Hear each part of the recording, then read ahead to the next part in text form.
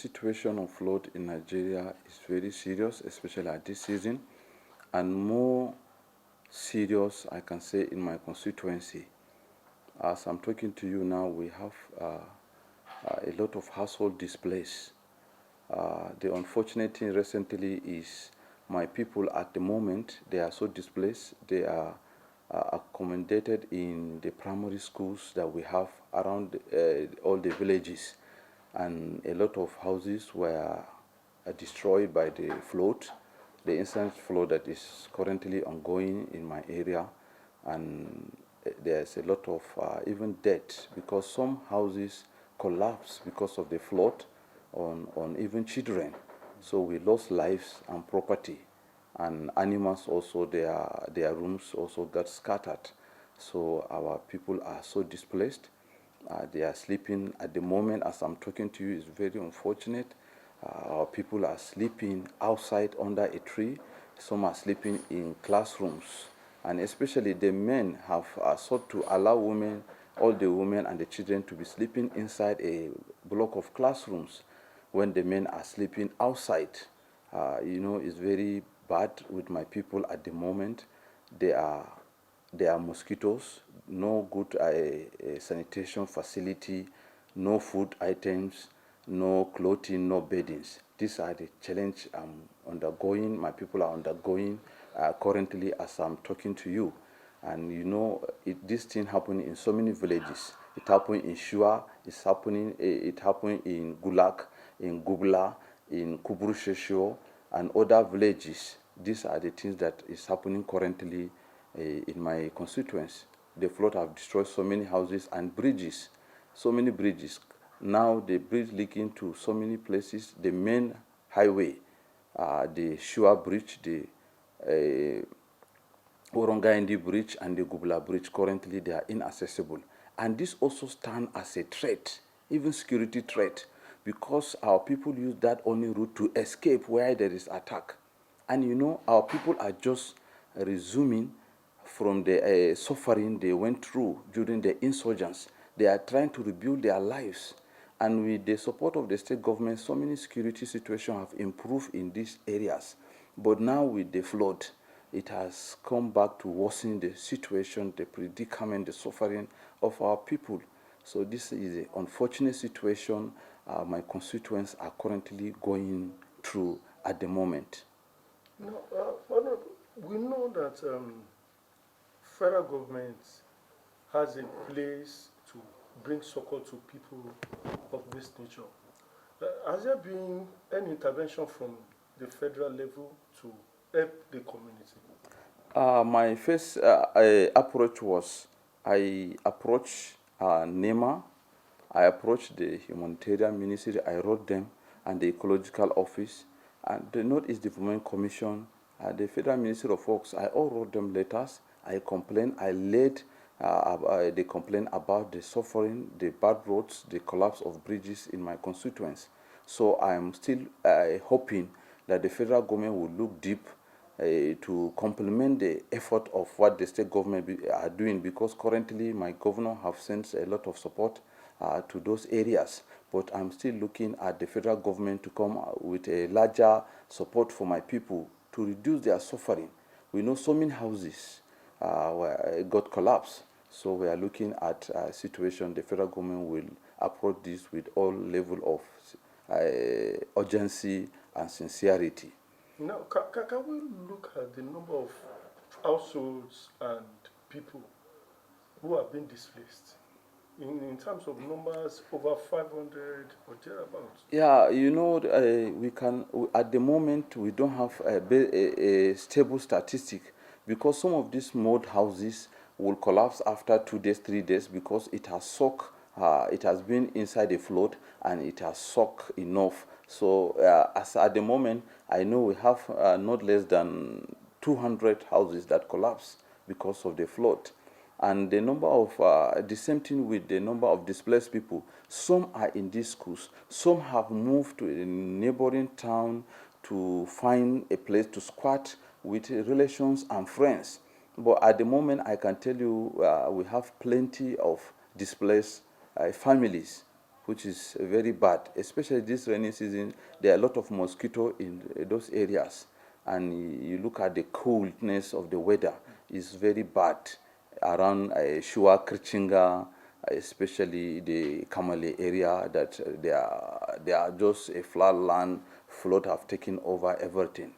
And their health status is also going to be bad because of the mosquitoes and the malaria they will go through. And we pray that other diseases like cholera didn't have its way in. Otherwise, it's very bad. It's very bad. No. Okay, sir. I remember when we were chatting yesterday, we talked about lives and we lost. So, in total, how many lives can you say that have gone to this flooding? Yeah, at the moment there are incidents I have seen like 6 people, including babies, that the room collapsed at night, and some are hospitalized. They are injured. So bad, so bad. No, Honorable, you mentioned that your constituency was one of those that were affected by insurgency. Yeah. How has it been with your people? How do they come out of all of this before this particular situation? Okay. Yeah, thank you. My constituents, which is Madagali and Michika local government in Adamawa state, we are part of the places that the Boko Haram attacked, and we are all displaced. All displaced. They took over those local government. And they burnt a lot of houses, they burnt a lot of churches and mosques. They were destroyed. And after the peace in those areas, the individuals were taking effort to rebuild their houses. And now with this incident of the flood, you know what it means.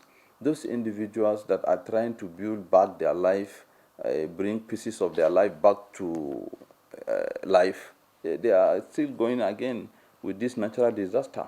So life has not been easy in our area. And apart from that, our people are mostly farmers. And we also have another big challenge of transportation of fertilizer that they will use in their farms. These are things that have added even to the suffering of the people in my constituents. You cannot move with your fertilizer, and a bag of fertilizer will be sold in Abuja for 15,000. In my constituency is going for 40,000. And there is going to be a lot of restriction from the security agents on the ordinary farmers buying even one bag of fertilizer. And some fertilizer have no way to go into my constituents because of the security implication of those fertilizer, like the urea. You dare not use it. And these are fertilizer that help our farmers to develop their crop, to have good production. And all these things were restricted. So as I'm telling you, my people are in deep shit. They are suffering from left, right, and center. And I look at this situation, I feel the federal government will come to our aid. No, there is this initiative of federal government for reconstruction of buildings. Are your people not part of these benefits? Our people have not benefited any reconstruction of individual buildings. We appreciate other efforts of reconstruction of schools and other by some the state government, the other agency, but individually, I'm telling you, our people, some cannot afford home. Some, since insurgents, have lost their home completely. Nothing has come to our people, and we have complained severally at different stages. Now, on your part, we know you have been assisting in various ways, your own capacity. Can you just let Nigerians know what some of those palliative that you have done to cushion the effect of all? Yeah, thank the speaker, which is our leader here of the House of Reps. He has supported us with a lot of empowerments, with some relief material severally to go and empower especially youth and women, with some little trading and other training that will help them improve their economic status. These are things that we have tried at our own level to support our people to bring back their life that was scattered during the insurgents. So these are the things we have sent a lot of training, we have sent a lot of empowerment towards developing our constituents, which are not adequate to say, but all the same we have tried our best. Okay, let's quickly look at 2023 election. If the people are passing through all of this and government is not intervening, do you think they will be able to cast their votes? Do you think they will be ready to come out amidst insurgency, amidst flooding, ravaging their lives? Yeah, as I told you earlier, one of the things that have improved our security situation is the effort of the state government by the excavation of by dredging some of the border area communities. That has greatly improved our security situation because immediately the governor, who is also from that constituency, from that local government, my governor is from that constituency, he dredged a lot of ditches such that those guys, the bad boys, cannot move from those areas to our constituency. So this is a great effort, and the people appreciate that they are able to sleep with their two eyes closed now after the insurgents with the coming of the state governor. So this has improved, and I feel the community appreciated his effort. If you check the effort of the state government also in developing the primary schools, the health facility, rendering of free education, especially the payment of WAEC and NECO to the local peasant farmers, to all the children in Adamawa, students in Adamawa State, this has also given a plus to the current governor in the state. And I feel people are happy about it. And we look at 2023 as a payback period for my community to pay the current governor back for that effort.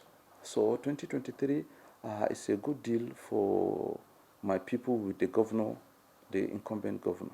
My prayers is the agency I approached, the NEMA, the Ministry of Humanitarian Affairs, the Ecological Fund, Northeast Development Convention, especially was established to help all these communities in the Northeast, and the Ministry of Works, they should come urgently to our needs, especially NEMA, that some of these bridges, they need to come and find a temporary solution at the moment within few hours to see that our people are capable to move, because if those bridges are not fixed, our people are still exposed to danger.